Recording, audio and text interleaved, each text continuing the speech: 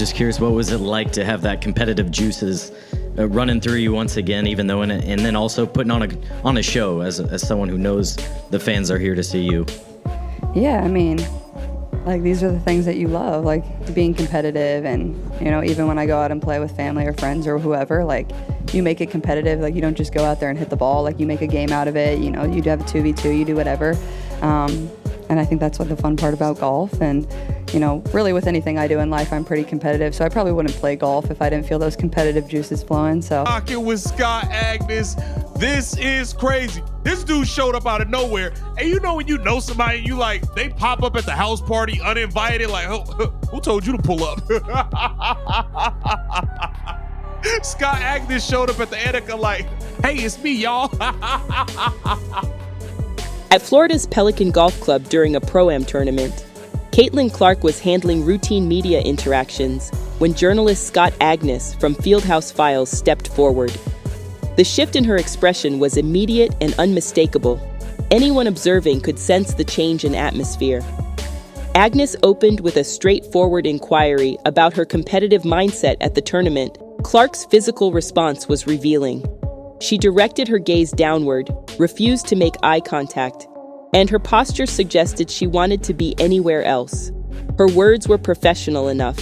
She discussed her natural competitive drive and how she applies it to casual games with friends and family. Yet the manner of delivery betrayed her true feelings. The warmth was absent, the engagement minimal. She appeared to be fulfilling an obligation rather than having a conversation. When the exchange concluded, the sense of relief was palpable. A follow-up about her golf performance received similarly terse treatment. She acknowledged struggling off the tee, mentioned needing coaching, thanked the event organizers, and made a quick comparison between Florida's climate and Indianapolis's winter weather. Brief, functional, done. Moments later, a different journalist from Visit St. Pete Clearwater initiated conversation, inquiring about the team's local activities.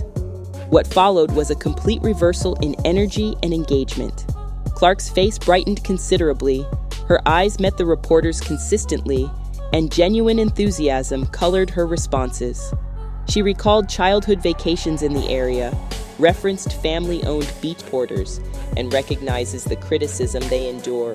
When a journalist covering her team disparages those fans publicly, it establishes a foundation of resentment that doesn't easily disappear. Agness had broken news regarding an ankle injury the Fever organization was deliberately keeping private. This wasn't a case of updating known information. The franchise had actively chosen not to disclose this detail. Agness published the information regardless, placing it behind a paywall subscription.